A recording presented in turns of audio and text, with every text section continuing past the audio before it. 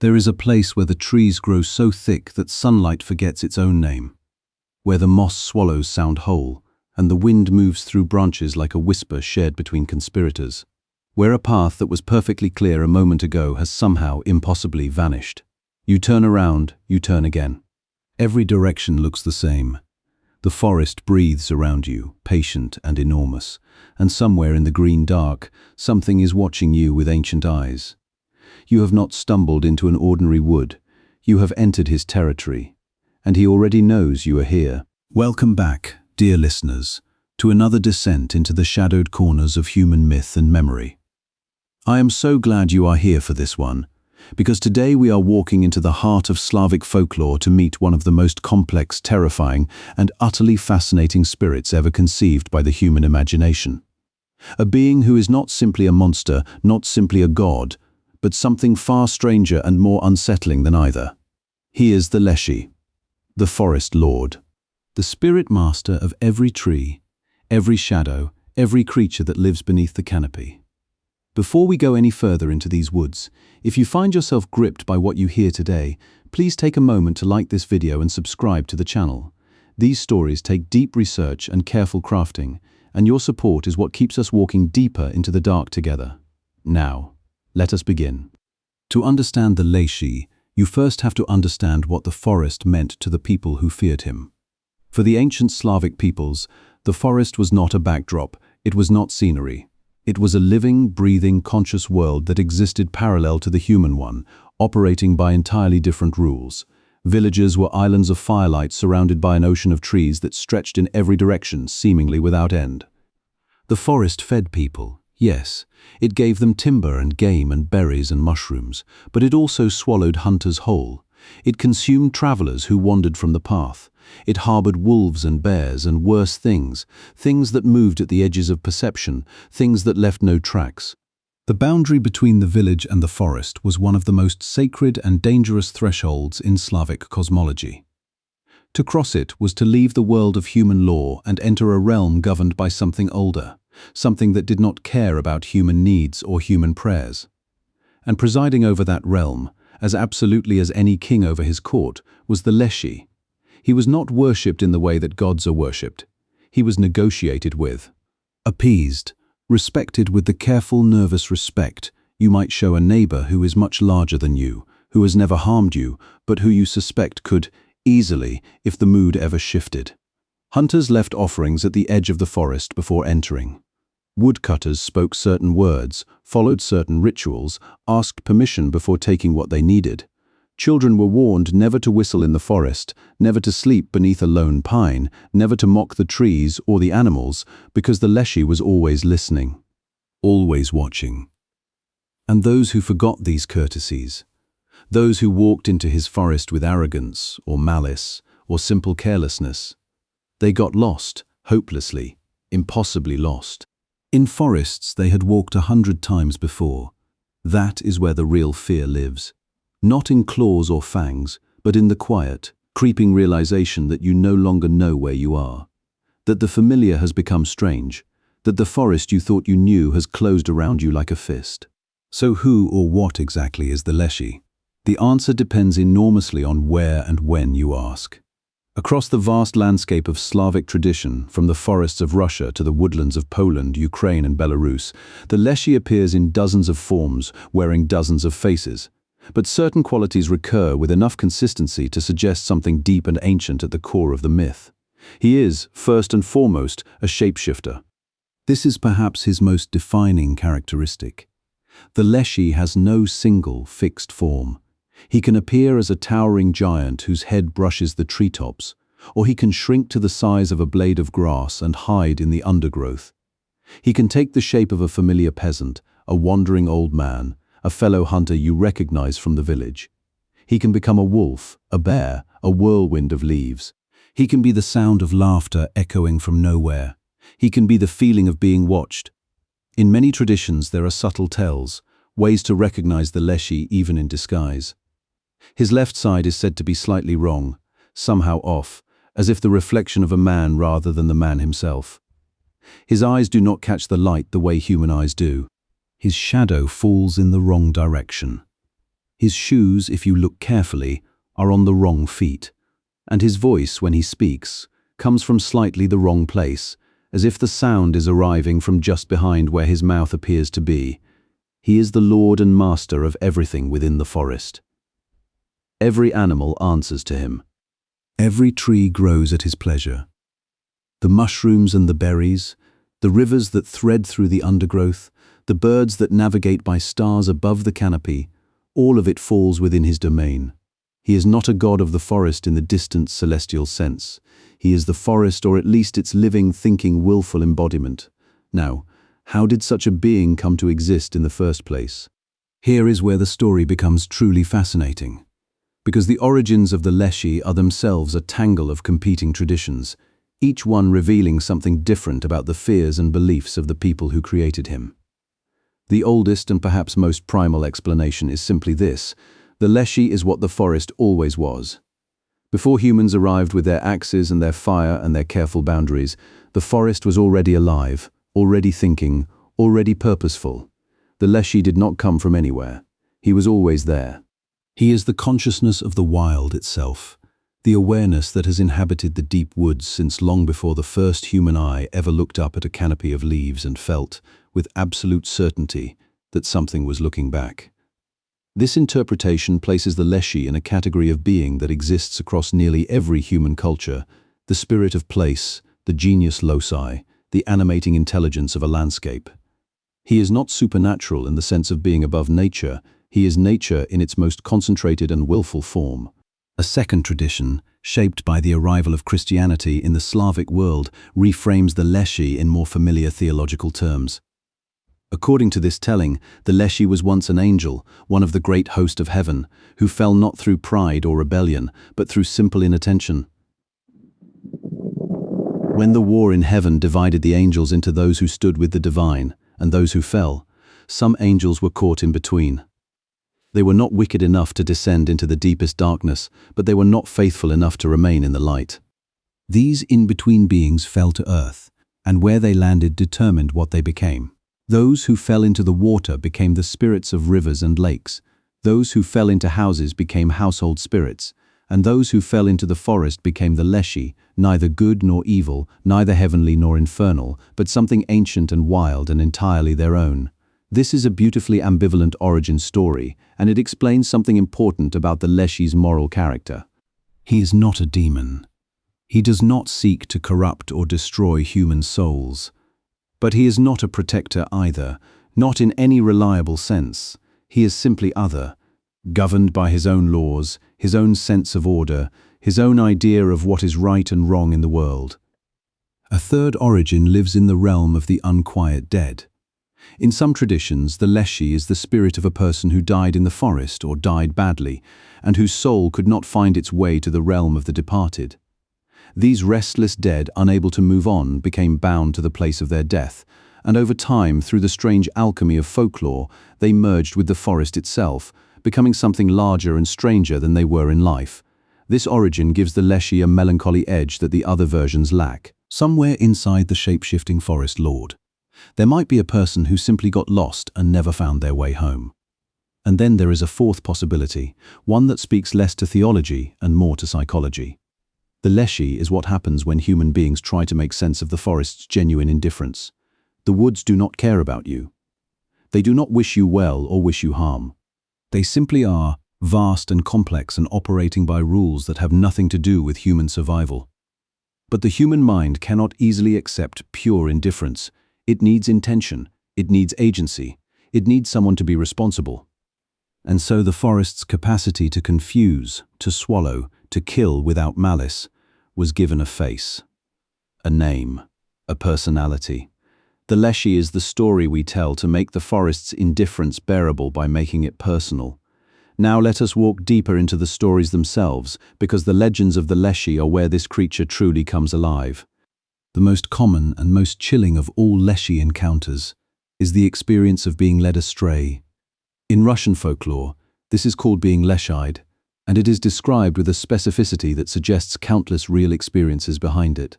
A person enters the forest on a familiar path. Perhaps they have walked it 100 times, and then gradually, without any clear moment of transition, the path becomes wrong. The landmarks are not where they should be. The light falls differently. The sounds of the village, which should be close, are nowhere to be heard. And no matter which direction the person walks, they seem to circle back to the same place, the same clearing, the same fallen tree, as if the forest itself is folding around them. This could last hours. It could last days. People have been found wandering in forests they knew intimately, completely unable to find their way out, their minds confused and their memories of the experience fragmented and strange. When they were recovered, they often described hearing laughter, or music, or the voice of someone they knew, calling to them from just beyond the next line of trees, always just out of reach. The traditional remedy for being Leshied is both practical and deeply revealing. You must take off all your clothing and put it back on inside out. You must put your left shoe on your right foot and your right shoe on your left. You must sit down at a crossroads, if you can find one, and wait. The logic is sympathetic magic. The Leshiy has inverted your sense of direction, so you invert yourself to match his world, and then, perhaps, the spell breaks. There is something almost playful in this, and that is important. The Leshiy, in many traditions, is not primarily a killer. He is a trickster. He delights in confusion, in watching humans stumble and panic and lose their certainty. He will lead a hunter in circles for hours and then vanish, laughing, leaving the man to find his own way home. He will appear as a familiar face and lead someone deep into the forest before revealing himself, and then simply disappear, leaving the person alone and far from home but unharmed. The fear he generates is real, but the malice is often absent. But not always. There are darker stories, tales of the Leshiy's genuine wrath, of what happens when his territory is violated with real disrespect. One of the most enduring legends tells of a woodcutter who, having drunk too much at a village celebration, wandered into the forest and began cutting down trees at random, singing and laughing and paying no attention to the old customs, the words of asking, the careful respect for the living wood. He did not notice the silence that fell around him. He did not notice that the birds had stopped singing. He did not notice the shadow that moved between the trees, growing larger. He was found 3 days later at the edge of the forest, unable to speak, unable to explain what had happened to him. His axe was gone. His memory of those 3 days was gone, and he never entered the forest again for the rest of his life. Not for any reason, not for any price. What happened to him in those 3 days? The legend does not say. And that silence is more frightening than any description could be. In other stories, the Leshiy takes a more active and personal interest in humans. He has been known to kidnap people, particularly young women and children, carrying them deep into his forest and keeping them in a kind of enchanted sleep, or forcing them to serve him, or simply holding them because he is lonely, or curious, or because he can. These captives sometimes return, sometimes not. Those who do return are often changed, quieter, more attuned to the sounds of the forest, as if something of the wild has gotten inside them and refuses to leave. He has also been known to fall in love. This is one of the stranger and more poignant threads in the Leshiy mythology. In several traditions, the Leshiy is described as a being capable of genuine feeling, of longing, of something that functions like affection. There are stories of forest lords who became enchanted with mortal women and did everything in their power to keep them, surrounding them with beauty, with abundance, with a life free from human hardship. These stories are not entirely dark. They carry a strange romanticism, the appeal of a world outside human rules, outside human struggle. But they are also cautionary. The forest is not the human world. Its beauty operates by different laws. And those who are loved by the Leshiy rarely find their way fully back to the world they came from. Now, what does the Leshiy mean? What is he really about, beneath all the shape-shifting and the laughter and the terror? At his most fundamental, the Leshiy is a story about boundaries. About the line between the human world and the wild world, and what it costs to cross it carelessly. Every culture that has ever lived alongside wilderness has grappled with this question. How do we take what we need from the natural world without destroying it? How do we exist in relationship with something that does not need us, that was here long before us and will be here long after? The Leshiy is the ancient Slavic answer to that question. He is the forest's claim upon human behavior. He is the consequence of arrogance, the punishment for taking without asking, the embodiment of the principle that the wild world is not simply a resource to be consumed, but a living system with its own integrity, its own rights, its own power to push back. In this sense, the Leshiy is not so much a monster as a mirror. He reflects back to humanity its own relationship with the natural world. When the forest is treated with respect, the Leshiy is benign, even helpful. Hunters who follow the old customs, who take only what they need and give thanks for what they take, are guided safely through the trees, find game where they look for it, return home without incident. When the forest is treated with contempt, the Leshiy responds in kind. He is also, on a deeper level, a story about the limits of human knowledge. The forest is a place where human certainty breaks down, where the familiar becomes strange, where the confident hunter becomes the lost child. The Leshiy embodies the forest's capacity to humble us, to remind us that our maps are incomplete, our understanding partial, our control illusory. He is what waits beyond the edge of what we know. Now, I want to pause here and ask you something directly. What do you think the Leshiy really represents? Is he a genuine spirit, a consciousness that lives in the wild places of the world? Is he a psychological projection of our own fear of the unknown? Or is he something else entirely, a cultural memory of a time when the relationship between humans and the natural world was governed by different rules? Leave your thoughts in the comments below. I read every single one, and this is exactly the kind of question that deserves a real conversation. There are details about the Leshiy that are rarely discussed, and some of them are genuinely unsettling in ways that the more famous stories are not. Consider this. In many traditions, the Leshiy is not alone. He has a family. A wife, the Leshiy, who is described as wild-haired and terrifying, more feral than her husband, less inclined toward the complicated games he plays with humans. And children, the Leshiy, small forest spirits who are sometimes described as appearing like human children but wrong in subtle ways. Too quiet, too still, watching from between the trees with eyes that are just slightly too knowing. The existence of a family changes the Leshiy's character in interesting ways. He is not simply a force of nature. He is a person, in some sense, with relationships and responsibilities and a household to maintain. This makes him more comprehensible, but also, strangely, more unsettling. A force of nature can be navigated around. A person with feelings and loyalties and a family to protect is something more unpredictable. There is also the matter of the Leshiy's relationship with time. In many stories, he is described as changing with the seasons in ways that go beyond the natural cycles of the forest. In spring, he is playful and energetic, prone to pranks and laughter. In summer, he is powerful and territorial, at the height of his strength.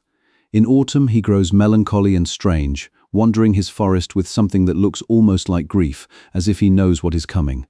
And in winter, he disappears entirely, falling into a sleep so deep it resembles death, only to wake again when the first thaw comes. This seasonal death and rebirth connects the Leshiy to something very old indeed, to the ancient understanding of the natural world as a cycle of dying and becoming, of loss and return. He is not outside that cycle. He is its embodiment. And here is perhaps the most disturbing detail of all. In some traditions, the Leshiy can be compelled. There are old rituals, carefully preserved in the most obscure corners of Slavic folk magic, for summoning the Leshiy and forcing him to make a bargain. These rituals involve standing at the edge of the forest at midnight, speaking certain words, making certain gestures. They are described as extraordinarily dangerous, not because the Leshiy will necessarily harm the person who performs them, but because the bargains he offers are never quite what they seem. He will give you what you ask for. He will give it to you exactly as you asked for it, and somehow it will not be what you wanted. This is the Leshiy's deepest trick. Not the shape-shifting, not the leading astray, but the precise and terrible literalness of his gifts. He is a being who understands the gap between what humans say and what humans mean, and he lives in that gap, smiling. The legacy of the Leshiy in the modern world is both surprising and entirely logical. He never really went away. As Slavic peoples moved through history, as Christianity reshaped their cosmology and industrialization reshaped their relationship with the land, the Leshiy retreated but did not vanish. He survived in folk sayings, in the warnings grandmothers gave to grandchildren, in the particular quality of unease that even the most rational person can feel when standing alone in a deep forest and hearing something move in the undergrowth. He survived in literature. The great writers of the Russian tradition knew him well, and his shadow falls across countless stories and poems, sometimes named, sometimes not, but always recognizable in the quality of the forest he inhabits, in the way the trees seem to think, the way the wild world watches. He survived in art, in the visual tradition of Slavic folk illustration, where he appears in 1,000 forms, sometimes terrifying, sometimes comic, sometimes heartbreaking, but always unmistakably himself. And he survived in something deeper and harder to name, the intuition that the natural world is not simply a collection of resources, that it has its own intelligence, its own integrity, its own claim upon our behavior. Every time a person walks into a forest and feels, without being able to explain why, that they should be quiet, that they should tread carefully, that they are a guest here and not a master, they are touching something very old, something that the Slavic peoples gave a name and a face and a set of stories to explain. The Leshiy is still out there, not necessarily as a shape-shifting spirit with shoes on the wrong feet, but as a principle, as a reminder, as the forest's own way of insisting that it is alive, and that it is watching, and that it remembers how you treated it the last time you came through. There is an old saying, preserved in the folklore of the Russian North, that goes something like this: "The forest is not yours, you are the forest's." Think about that the next time you walk beneath the trees. Think about the silence that falls when you enter a deep wood, the way the sounds of the human world fade behind you, the way the light changes, the way your own footsteps seem suddenly very loud. Think about the feeling of being watched from somewhere you cannot quite locate. That feeling has a name, it has a face, it has a laugh that sounds like wind through leaves and a shadow that falls in the wrong direction. And it has been waiting in the forest since long before you were born, and it will be waiting there long after you are gone. The Leshiy does not need you to believe in him. He has the trees, he has the darkness, he has all the time in the world. And somewhere right now, in a forest that someone thought they knew perfectly well, a path that was there a moment ago has quietly, impossibly disappeared. If this journey into the heart of Slavic folklore moved you, unsettled you, or made you think twice about your next walk in the woods, I would love to hear from you. Leave a comment below telling me what you found most fascinating about the Leshiy, or share your own experience of that particular feeling, the one that comes when you are alone in the forest, and certain, absolutely certain, that you are not alone at all. And if you are hungry for more, if you want to keep walking into the dark places of human myth and memory, please like this video and subscribe to the channel. Every like tells the algorithm that these stories matter, and every subscriber becomes part of this growing community of people who refuse to look away from the beautiful, terrifying strangeness of the world's oldest tales. Tell me in the comments which creature, myth or legend you want to explore next. There are so many doors left to open, so many shadows left to examine, so many ancient things that are still, quietly, waiting to be found. The forest is listening, so am I.